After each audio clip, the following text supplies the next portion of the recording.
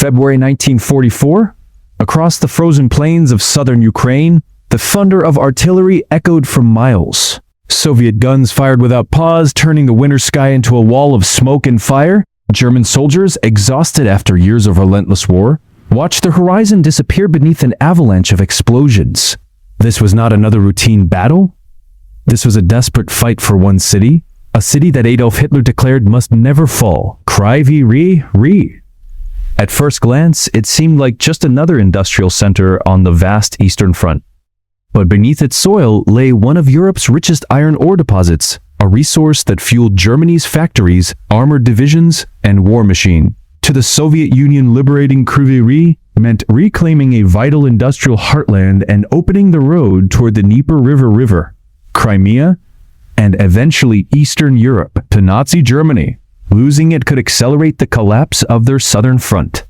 Thousands of tanks, hundreds of aircraft, hundreds of thousands of soldiers, all converged on one battlefield where every street, every bridge, and every hill became a deadly prize. Tonight we uncover the story of the battle for Kryvyi Rih and why the Wehrmacht fought to hold it at any cost. Chapter 1. The city beneath the iron. When Americans think of World War II, names like Normandy, Stalingrad, or the Battle of the Bulge often come to mind. But farther east, in what is now central Ukraine, stood a city whose importance rivaled many of the war's better-known battlegrounds.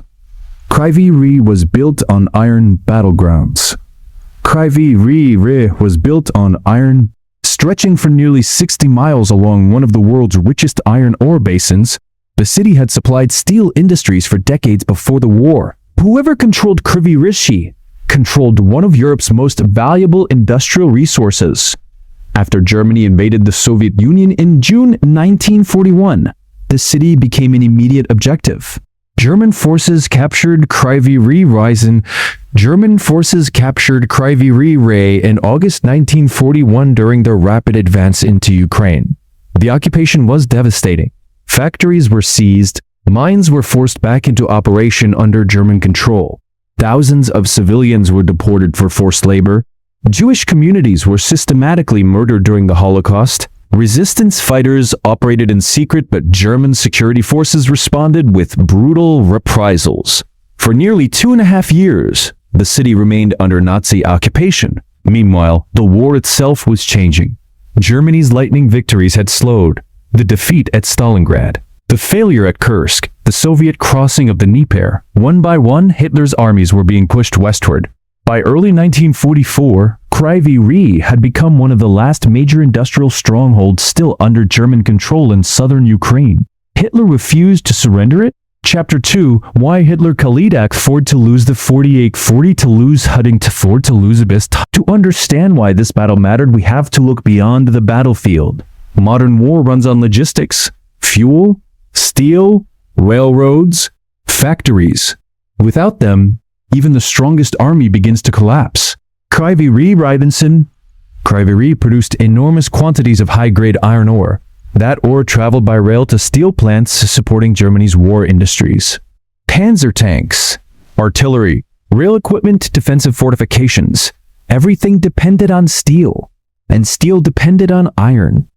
German military planners knew that losing Kryvyi Rih meant losing production, transportation networks, rail junction, supply routes linking southern Ukraine. The city also protected the approaches to the Nikopol manganese deposits, another resource Germany desperately needed for steel production. Without manganese, producing high-quality armor became increasingly difficult. Hitler therefore classified the region as strategically indispensable. Retreat was discouraged. Holding ground became an obsession. Throughout the war, Hitler increasingly believed that abandoning territory weakened German morale more than losing entire armies. This philosophy had already produced disasters. Stalingrad, Cherkasy, Korsun. Yet Hitler continued issuing the same order.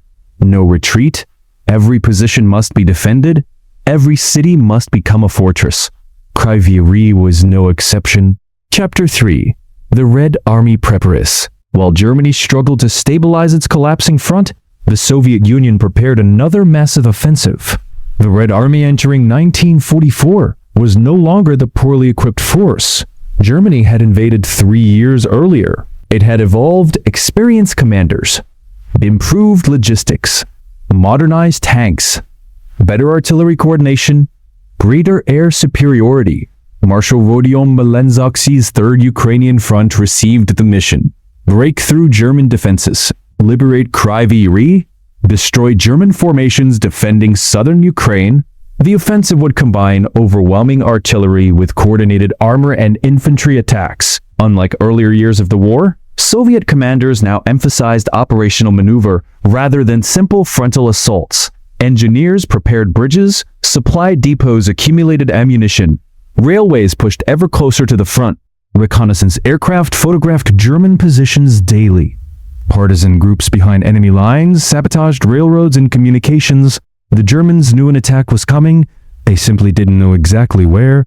Chapter 4: The German Defense. Facing the Soviet buildup stood Army Group South. Its divisions were tired. Many had suffered continuous combat for months. Equipment shortages were becoming severe. Fuel was scarce. Replacement soldiers were younger and less experienced. Still, German engineers transformed the landscape. Minefields stretched across open fields. Anti-tank ditches blocked likely avenues of attack. Concrete bunkers overlooked roads. Artillery batteries were carefully hidden among villages and wooded areas. Every bridge became a defensive position. Every hill became an observation point. Veteran panzer crews waited in reserve, prepared to counterattack wherever Soviet armor broke through. The Wehrmacht still possessed dangerous strengths: superior tactical leadership, disciplined infantry, highly effective anti-tank weapons, experienced armored crews.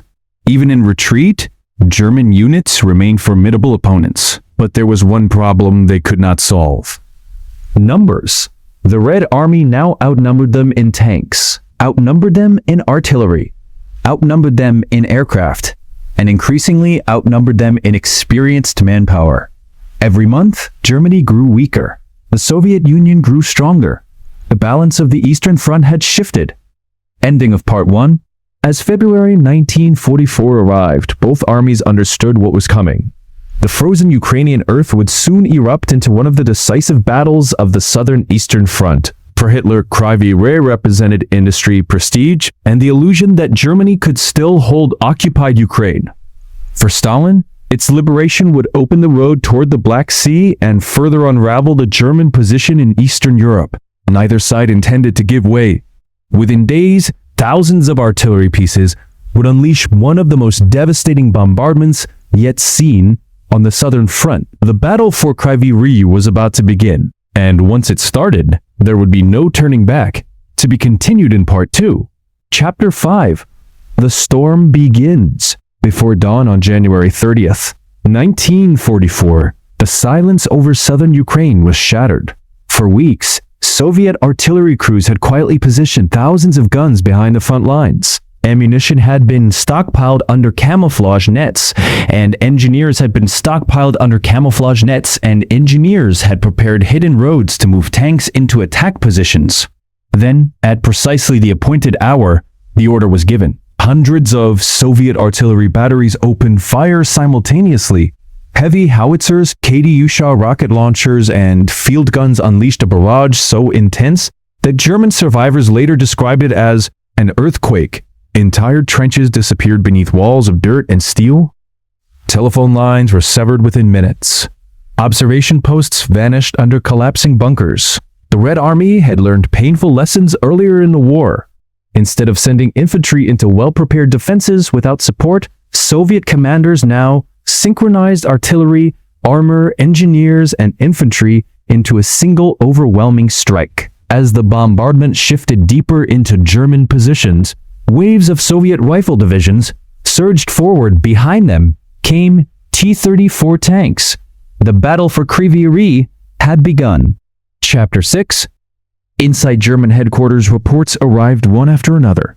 Enemy breakthrough, heavy shelling, communication lost. Reserve units engaged. Many field commanders believed the situation was becoming impossible. Several requested permission to withdraw to shorter defensive lines, where they could regroup and preserve their remaining strengths. But Berlin had a different answer. Adolf Hitler refused. His orders were blunt. Hold every position. No retreat. No surrender. For Hitler, abandoning Kryvyi Rih would mean admitting that Germany's Eastern Empire was collapsing. He feared that every withdrawal encouraged more retreats until the entire front unraveled. Military logic, however, told a different story. The Wehrmacht had already lost hundreds of thousands of experienced soldiers since Stalingrad. Fuel shortages limited armored movements, while the Luftwaffe could no longer guarantee air superiority. Still, Hitler believed determination alone could compensate for dwindling resources. German commanders had no choice but to obey. Chapter 7. The Red Army's New Way of War. The Soviet Union of 1944 was a very different military machine than the one Germany had invaded in 1941. Instead of relying solely on massive infantry attacks, Soviet commanders now emphasized deep operations. Their goal was not simply to capture trenches. It was to destroy entire enemy formations. Reconnaissance units identified weak sectors in the German line. Engineers cleared minefields under enemy fire. Assault groups bypassed strong points rather than attacking every bunker head-on. Meanwhile, mechanized corps raced through openings in the front, threatening German supply routes and command centers far behind the battlefield. German officers quickly realized the danger. If Soviet armored units reached the roads west of Kryvyi Rih, thousands of German soldiers could be trapped inside the city. Every hour became a race. Could German reserves seal the gaps before Soviet tanks broke through? Chapter 8. The tank battles across the snow-covered fields. Armored warfare reached a terrifying intensity. The Soviet T-34 had become one of the most effective tanks of the war. Its wide tracks handled mud and snow better than many German vehicles. Its sloped armor increased survivability. Its powerful 76mm and later 85mm gun could destroy most German tanks at typical combat ranges. Yet the Wehrmacht still possessed formidable opponents. Panzer IVs, Stu-G3 assault guns, the feared Panther tanks. German crews often enjoyed superior optics and longer-range firepower. Many had years of combat experience. Tank battles unfolded in seconds. A commander spotted movement. The gunner aligned the sights. A single shell determined who survived. Smoke covered entire fields as burning vehicles marked the advance. Some Soviet brigades lost dozens of tanks in a single day. German armored battalions suffered equally devastating losses. Replacement vehicles became increasingly difficult for Germany to obtain. Every destroyed Panther represented weeks of industrial production. Every lost crew meant irreplaceable experience. The Red Army, however, could replace equipment and manpower more rapidly than Germany. That advantage became increasingly decisive. Chapter 9. Fighting for every village. The road to Kryvyi Rih passed through dozens of villages, rivers, and defensive positions. None were surrendered easily. German infantry transformed schools, churches, and farmhouses into strong points. Machine guns covered every road. Snipers waited inside ruined buildings. Anti-tank guns hid behind frozen embankments.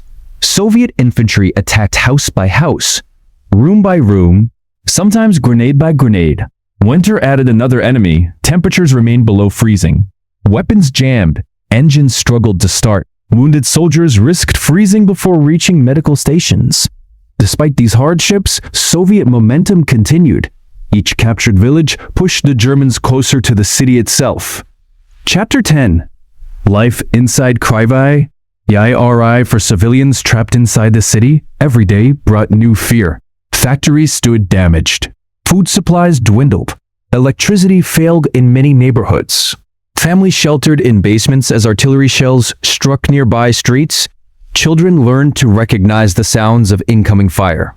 Occupation authorities attempted to maintain order, but panic spread as rumors of Soviet breakthroughs reached the population. Some civilians hoped liberation would finally end years of occupation. Others feared the destruction that urban combat would bring. German military police organized evacuations for selected personnel. Military vehicles crowded the streets. Hospitals overflowed with wounded soldiers arriving from the front. The city's fate now depended on whether German defenses could hold.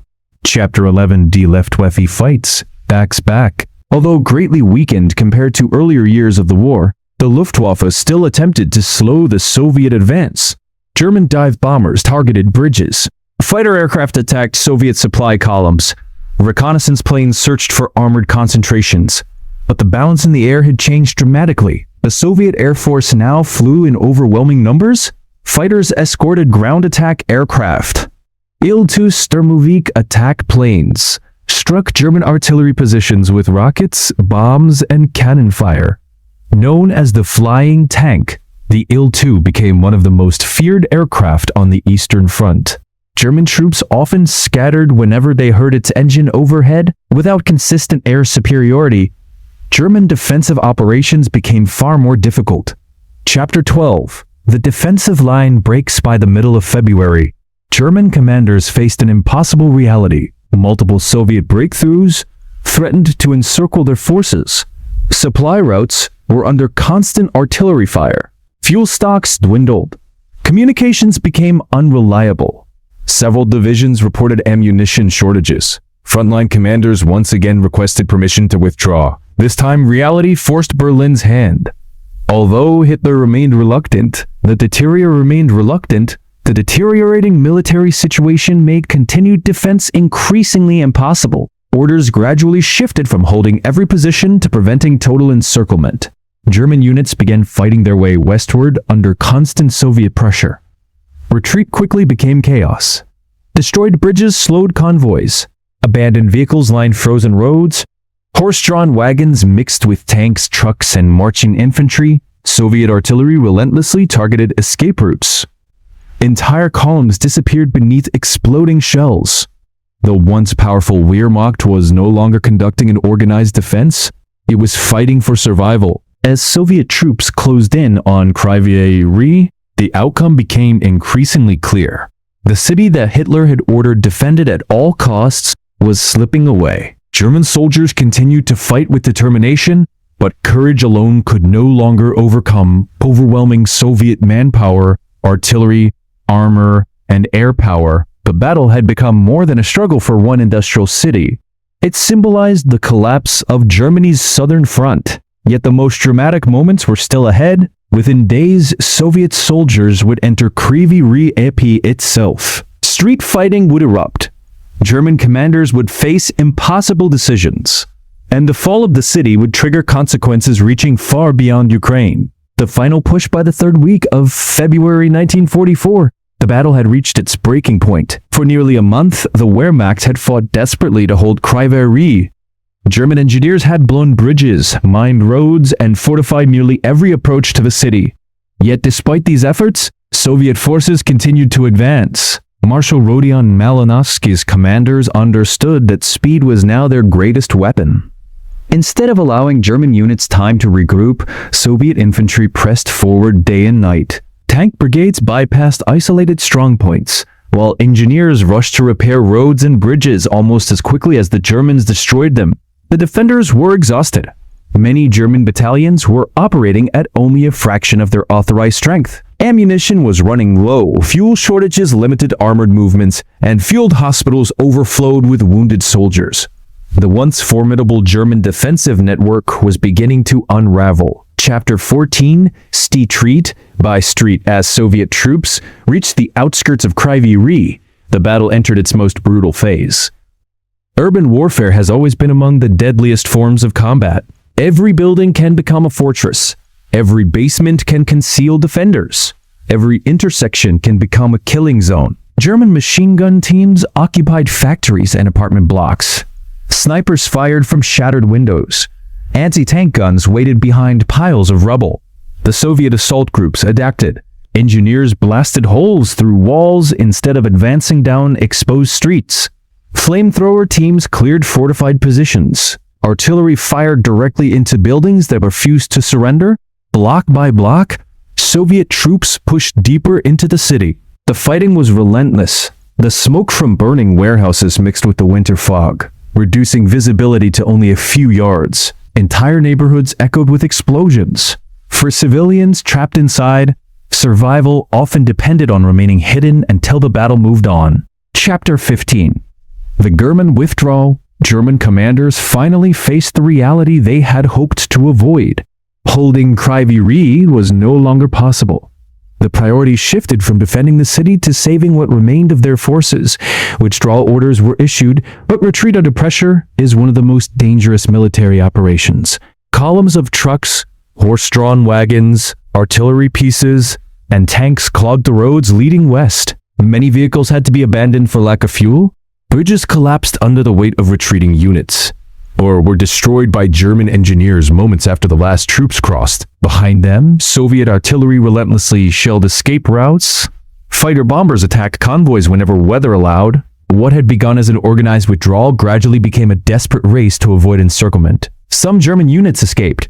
Others were cut off and forced to fight their way through Soviet lines. Many never made it out. Chapter 16, Liberation of Kryvyi Rih on February 22, 1944. Soviet forces secured Kryvyi Rih. For the Red Army, the capture of the city marked another major step in the liberation of occupied Ukraine. For the local population, it ended more than 2 years of German occupation. Soviet soldiers found extensive destruction. Industrial facilities had been damaged. Rail yards lay in ruins. Many buildings had been destroyed during the fighting or deliberately sabotaged during the German retreat. They also uncovered evidence of occupation policies that had devastated the region, forced labor, deportations, and the murder of civilians. Rebuilding would take years. But strategically, the victory had immediate consequences. The German southern front had been pushed back once again.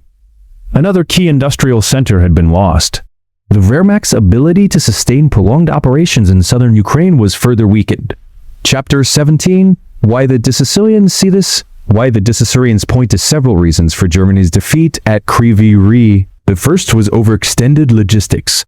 By early 1944, German supply lines stretched across vast distances. Railways were damaged, roads were poor, and fuel shortages affected nearly every major operation. Second was Soviet operational superiority. The Red Army of 1944 was no longer reacting. It was dictating the pace of the war. Soviet commanders coordinated artillery, armor, infantry, engineers, and aircraft with increasing effectiveness. Third was numerical advantage. The Soviet Union could deploy more soldiers, more artillery, more tanks, and more aircraft than Germany could replace. And finally, there was Hitler's command philosophy. His repeated insistence on holding ground at all costs often prevented timely withdrawals that might have preserved experienced troops and equipment by delaying retreats until positions became untenable. German forces frequently suffered heavier losses than necessary. At Kryvyi Rih, that pattern repeated itself. Chapter 18, The Cost of the Battle. Like so many battles on the Eastern Front, victory came at a terrible price. Both armies suffered heavy casualties. Thousands of soldiers were killed, wounded, or captured. Countless civilians endured bombardment, displacement, and hardship. Entire communities were left with shattered homes, damaged infrastructure, and deep emotional scars. For many families, the battle did not end when the shooting stopped. Its consequences lasted for generations. The mines would eventually reopen. Factories would be rebuilt. But the memories of occupation and combat remained. Chapter 19, Why Kryvyi Rih still matters. The battle for Kryvyi Rih is not as widely known in the United States as Normandy or the Battle of the Bulge. Yet it illustrates several enduring truths about World War II. Wars are not won by courage alone. They depend on industry, transportation, resources, leadership, and the ability to adapt. Kryvyi Rih was more than a city. It was a strategic hub whose iron ore, railways, and location made it vital to Germany's war effort. Its loss accelerated the weakening of the Wehrmacht in southern Ukraine and helped open the way for further Soviet offensives toward the Black Sea and Eastern Europe. For military historians, the battle also marks a turning point in the evolution of the Red Army. From a force recovering from catastrophe to one capable of conducting large-scale, coordinated offensive operations across hundreds of miles. As winter gave way to spring in 1944, the smoke over Kryvyi Rih slowly faded. The guns fell silent. The factories stood damaged. The rail lines were broken. And the battlefield that had consumed thousands of lives became another chapter in the vast history of the Eastern Front. For Germany, the battle demonstrated that strategic resources alone could not reverse the momentum of the war. For the Soviet Union, it was another step on the long road toward Berlin. History often remembers the largest battles, but sometimes the outcome of a war is shaped by places few people have ever heard of. Kryvyi Rih was one of those places, a city of iron, a fortress that Hitler refused to abandon, and a battlefield that proved even the strongest defenses cannot withstand a changing tide of history. If you enjoyed this deep dive into one of World War II's lesser-known but strategically important battles, consider subscribing for more cinematic documentaries exploring the untold stories of history. Every week we uncover the battles, leaders, technologies, and decisions that shaped the modern world, bringing forgotten moments back to life with detailed research and immersive storytelling. Until next time, thank you for watching. And remember, history is never just about the past. It's about understanding how the choices of yesterday continue to shape the world we live in today.